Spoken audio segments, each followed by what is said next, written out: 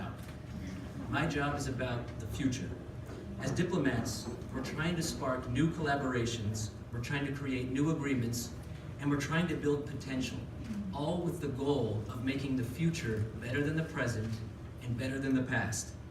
So look, I've been doing this for 16 years and I do not pretend to know all of the secrets to successful national development. I don't know the secrets about securing world peace or even solving world hunger, but I am convinced inclusive development, specifically harnessing the intellect, insights, and ingenuity of women and girls, is a critical ingredient to our future prosperity and security. This is why the U.S. Embassy is a firm supporter of programs that encourage women and girls to be more engaged in STEM. Through our 14 American corners located at universities around the country, various education and exchange programs, and collaborations with innovation hubs like Kubo and Fab Lab, around the Philippines, we partner with like-minded advocates to empower women and girls in STEM fields. You know, it's not often that bureaucrats take the lead from Hollywood films, but we did just that 2 years ago. Throughout 2017 and 2018, U.S. embassies and consulates in over 120 countries around the world screened the movie Hidden Figures, generating discussions on racial equality, gender equality, and most importantly, women in STEM careers. This story of 3 brilliant African-American women who worked at NASA in the 1960s and made it possible for us to land on the moon won nominations for 3 Academy Awards and 2 Golden Globes. Not only did Hidden Figures inspire moviegoers around Mendoza, Head of Banking and Deputy SEO of JPMorgan Chase, Yusek John Henry Naga of DICT, Mr. Philip Roskamp, Public Affairs Counselor of the Embassy of the United States, our very own Mr. Tony Asper, one of the board members, the Vice President of the Federation of Free Workers, Mr. Rolando Moya, Director General of the Employers Confederation of the Philippines, of course, Lights Viloria. Our board member also, Mary Gonan, is here. And distinguished guests, members of the United Nations international organizations, colleagues from the government, ladies and gentlemen, good morning. It is my honor to speak before you in behalf of the dedicated men and women of TESDA. Accept my heartfelt congratulations and appreciation for this milestone event, which upholds the competitive edge of women in the area of digital technology. TESDA resonates its support to the Women in Science, Technology, Engineering, and Mathematics Workforce Readiness and Development Program in collaboration with the International Labour Organization. In 2018, TESDA and ILO launched the pilot-run IT training program for women, which aimed at providing women with demand-led technical STEM-related skills and employability. TESDA provided 175 scholarship grant certificates for the skills training for women in animation, NC2, 2D animation NC3, 3D animation NC3, web development, game programming NC3. There were about 120 women beneficiaries who availed the training conducted by the accredited TVET institutions by an TESDA, Mr. Philip Roskamp of the U.S. Embassy, and Mr. Carlos Maria Mendoza of JPMorgan. Also would like to acknowledge our partners, Ms. Light Viloria, morning, and to all the women who are leaders in STEM, good morning po. So, I am very thankful to have to participate in this event, to recognize the achievements of Filipinas in science, technology, engineering, and mathematics. Recognizing women trainees and the rural impact sourcing technical training solely for women participants. In total, we have 26 women who graduated from these 2 trainings, and more than half of them are now employed. Speaking of rural impact sourcing, we have 16 graduates who completed the digital marketing course.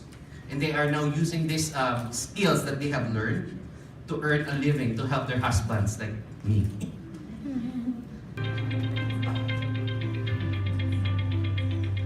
Ako nga pala si Veronica Pangalipan. I'm 39 years old. Galing ako sa Taytay, Rizal. My name is Cecilia Orao. I am 43 years old, a plain housewife. My name is Raquel and I'm 64, soon turning 65. I'm Jessica Lizarondo, 30 years old. I'm Melanie Reyes. I'm 34. Bilang babae, kailangan lumaban. Tuloy lang ang buhay kahit anong problema. Basta isipin mo lang, marami kang matututunan. Magkakaroon ka ng magandang trabaho. Basta huwag ka lang mag-quit. Importante po para mapaunlad po yung mga sarili natin, lalo na sa mga kababaihan na huwag matakot. Ilabas po yung talent na meron sila. This is really helping me a lot kasi it keeps me on my toes, it keeps me actively using my brains. I think that learning is a lifelong thing that every woman should really consider despite their age. Life-changing yung experience mo. Tapos, ang laki ng impact na magagawa sa buhay mo kapag nag-train ka and kapag pinush mo yung sarili mo to do more than sa inaakala mo, marami ka palang kayang gawin and marami kang tao pwedeng matulungan. Wala namang dapat ikatakot, di ba? So, if you're not going to try, hindi mo malalaman kung mag-work. Lalo na kung talagang gusto mo, yung heart mo nandun sa ginagawa mo. So the Women in STEM program is a program that seeks to attract more women into careers in technology and to help women in this technology industry to stay and advance in this workplace. We do this through, number one, through scholarships that we provide to women in courses in technology such as animation, game development, software programming, impact sourcing, and web development. For women who are working in the technology industry, we are providing soft skills training to help women stay in the workforce and at the same time advance in this industry. First time ko po dito kasi parang wala talagang alam, wala akong background sa 3D. Yan lang alam ko mag-drawing. Tapos ng mga araw na lumilipas, parang siyempre pagbago ka mahirap. Pero nakakaya ko po. So, nung nag-join ako, natutong mag-computer. Sa training kasi nila, meron diyang e-commerce, website design, logo design. Tinuruan kami kung paano magkaroon ng online job. Tapos yun, nakakuha ko ng client, gumawa ako ng website. Ngayon, mas nag-widen yung perspective ko dun sa animation kasi mas marami pa lang nagagawa nga yung sa 3D. Ngayon, pag nanonood ako ng mga Disney cartoons, mas natutuwa ako sa kanya panoorin kasi alam ko na siya ngayon kung paano nila ginagawa. I was never a gamer like my classmates, pero I love playing board games. Naisip ko, it would be nice siguro to understand how board games are done and how I could come up with simple games for children to learn how to read. Ang ganda nga po ng technical training. Sa iba kasing training, parang specific lang area lang. Pero with this, ang dami pong scope. So, social media, may website, meron din po mga another technical area. So, ang dami mong matututunan in one major training talaga. Having women, you have 50% of the population of the workplace are made up of women. And if we are not able to maximize the talent that women bring, you are actually losing out also in the 50% of your workforce. And by providing them that opportunity to work in jobs where men are, you are also giving your company, that wide reach in terms of maximizing your people potential as well. Women can contribute a lot in the STEM workforce. Women are more nurturing. They are the heart of the organization. They are more inclined to their emotions, which helps also in knowing which decisions to take. The world of work is changing. As you have witnessed, technological changes are happening. Because of the technological changes, many jobs are changing now, and we have to be ready to accept this challenge. On one side, technology is solving the productivity issue and many other issues, but on the other side, it is bringing a challenge to us to increase our education program and our training programs more effective. Because of this technological change, regional and gender inequalities will increase. We would like you to take this challenge and join the STEM program to address these issues, and you are ready and prepared to accept the jobs that will be available very soon for you. Ini-encourage ko ang lahat ng kababaihan na sumali kayo dito sa training ng ILO sa STEM program nila para at least ang future natin, makita natin na maganda. Ang dami naniniwala ng STEM is for men lang.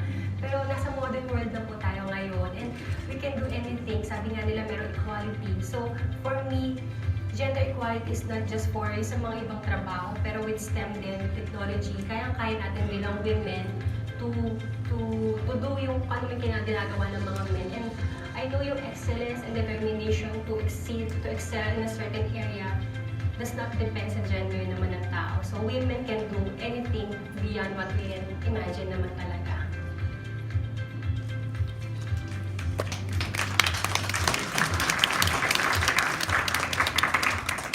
Still get goosebumps watching that, but these are the stories of just some of the women that we have reached out to through the Women in STEM program. And there are more stories to tell, but we only have a few minutes, of course. And thank you, everybody. Let me thank everybody here today, our distinguished partners, the United Nations, the US Embassy, JPMorgan, our tripartite partners, our awesome panel today, our amazing guests and reactors, and most especially the women leaders and our male allies for joining us for this celebration of the UN International Day of Women and Girls in Science. Barely a year after the introduction of the Women in STEM program, it's a wonderful feeling to have all of you supporting this initiative. At some point in time in the past year, I have met one of you or your organization in our efforts to understand women in the technology industry, the challenges in technology and STEM. IT, BPM Services Company. And Chi Ang, the founding director of Women Who Code, a global nonprofit organization that inspires women to excel in their tech careers. And for our reactors, three of them are esteemed gentlemen, a little bit of gender sensitivity in this room, and equality, representing a tripartite structure, government workers and employers. I'd like to call on Ms. Clara Ignacio, the Chief TESDA Women's Center.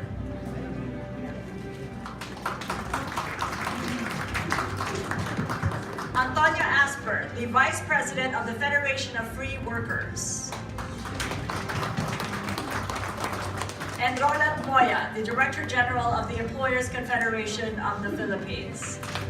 So our reactors will get the chance to see their response to our panelists soon after our panel chat. It will last for about 30 minutes, and then I will get an audience participation going. There are about 4 microphone stands, so please feel free to ask your question. Just say your name, your designation, and ask away. Ladies, good to see you. Please take our seats here, right where we should be.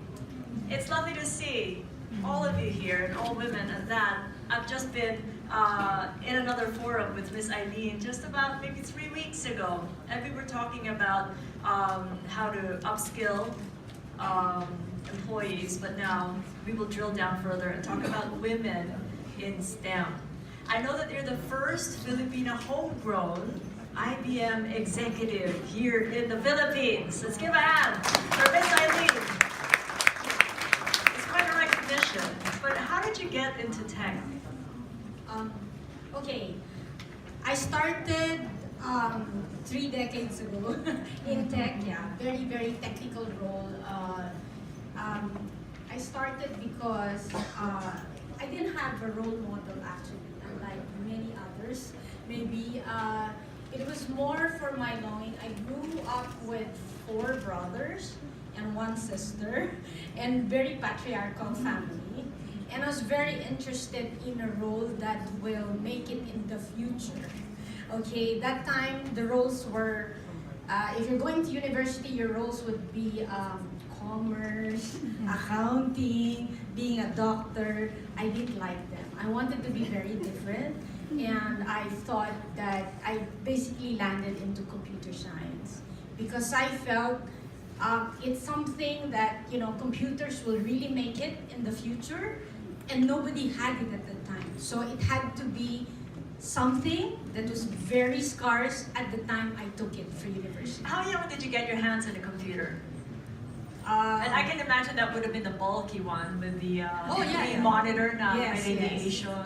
Yeah, I saw the oldest Apple and, you know, the PCs from before. Back in mid-80s. Yeah. So yes, very bulky computers that if you put them in front of you, they will not see half your body. So it's helpful that you get your hands on something that relates to STEM, isn't it? I'm remembering what Ambet told me in our boss chat, how you learn to code at such an early age. If I remember, it was 13. My goodness. How did you get to do that? Well, I've always been fascinated by computers, so when I got exposed to them at a young age, I really wanted to know how to master and operate a computer. I loved coding. I loved the attention to detail. Every period or comma can make a difference between success and failure, and I love that. I also like that there are many ways to solve a problem. Because you can code things differently and get the same outcome. So there's creativity involved. So like her, I got into computer science. That's my degree in university, and I joined Accenture as a programmer, technical staff. And 28 years later, I'm still in the IT industry. Were you one of just yourself in the classroom? I'm just curious. You're in computer science. Were you just the only lady? Girl? Yes, only No, girl in class. during my time, it was, you know, I was not conscious about that until recently because my eldest is now taking up computer science, and I have 3 sons. No? So my son said in his class, there are only 5 girls and the rest are boys. But during my time, it was 50-50, or I didn't even notice. There were many girls during my time. But obviously, this is not true anymore. That's why we need to have panels like this. Jared, what was the experience like as you're smiling? What do you recall during those times when you were in school or preferably at home, trying to figure out what you wanted to be? And how early did you discover that you wanted to be in tech? Okay, since childhood, I was very much amused, amazed, fascinated would be a better word, in terms of how things are created, developed, manufactured. And so I took up chemical engineering, actually. So after 5 years, landing on the top, so I was quite excited to get employed in an industrial company or petrochemical, only to be told, we don't hire female chemical engineers. So that was the first blow. and you'd have to understand, because that was, of course, back then that was 45 years ago. So I guess I'm the oldest in this particular group, longer than the years of experience of people or the age of people back here. So I think at that point in time, we were just trying to start off with or filling the third industrial revolution subject. I took on and become a programmer trainee, and then so shifted from a chemical engineer to a programmer, and then at some point in time I became an entrepreneur. So it's another shift in terms of career, and now I head a Filipino IT company, CEO and president of a Filipino IT company. So it's really quite a long story of... It's a circuitous journey, but it's interesting how you shifted from one industry to the next, but keeping tech as the sort of backbone. Exactly. How did you find your way in that and trying to discover what it is you really wanted, but based on tech. Right. My motto is there's always a better way of doing things. I guess that's the platform, and that's basically where technology is most of the time. So you get to improve a lot of stuff, whether it's in chemical processes or in application systems or in the way you do things. There's technology that comes to play. So I think that's basically what interests me and has actually influenced me in technology. Richie, I think you're the one that's most unique here because you were sort of, I would say, born in the fourth industrial revolution, or at least it came to you naturally that everybody used cell phones and mobile phones. Nobody maybe uses a desktop anymore. I mean, tell us your experience from the time you knew you wanted tech and everything was in front of you. Everything that made it possible for you to be where you are on Women Who Code. I just want to correct. I don't think that I came from that sector. It's only because you look so young. Yeah. Compared to us. I guess during that time, we were actually exposed to like having desktops before, and then cell phones were introduced and stuff during my high school days, or elementary or high school days. But I'm not in the generation we're in. Like laptops are everywhere. However, my part, I think what's different from them is that I didn't graduate. Like I didn't take an IT course or a computer science course or an engineering course. So I'm a graduate of nursing. Yes. So still a science course. But it goes still in STEM, of course. Yes. Yeah. But it doesn't. It's not really about like creating stuff. It's more of like preventing and thinking of ways to cure it, so debugging stuff in short. In my case, what happened was like I had a friend who kind of like invited me to like build an app. So because it's like cool to have an app on the App Store, so it just started there. And then initially when she told me about it, and I said, "What's an app?" Right? So I wasn't really familiar with smartphones yet. I do have the Nokia 3210 and those old phones, but the smartphones was just like being introduced in the Philippines. So I said, sure, why not try building one? So from there, we started reading books. We started trying to explore how to actually build an app, and then we kind of like deploy. We kind of like release it on the App Store. So, of course, you were very happy because you kind of like built your first app, right? What was your first app? It was actually like a science Q&A app. It's because my friend she has a kid. She has some kids who has an exam at that time. So we kind of like, okay, what app should we do? Okay, right now what's useful? So we kind of like create this like test for her kid. So we kind of like included like Q&A. Everyone, especially the women and the men who support the women, thank you so much. This has been so wonderful. You've been a great audience. Maraming salamat. I would like to start the welcome remarks in a slightly different manner. I have my script here, and Mike's not very well that I don't like to read, but today I have to. But after listening to this amazing panel of successful business women, but also women at home, I would like to share also that myself, but I assume most men in this room, they have a role model at home. And that role model could be your wife, it could be your mom. In my case, I was born and raised in a family of entrepreneurs. I have two siblings, both are men.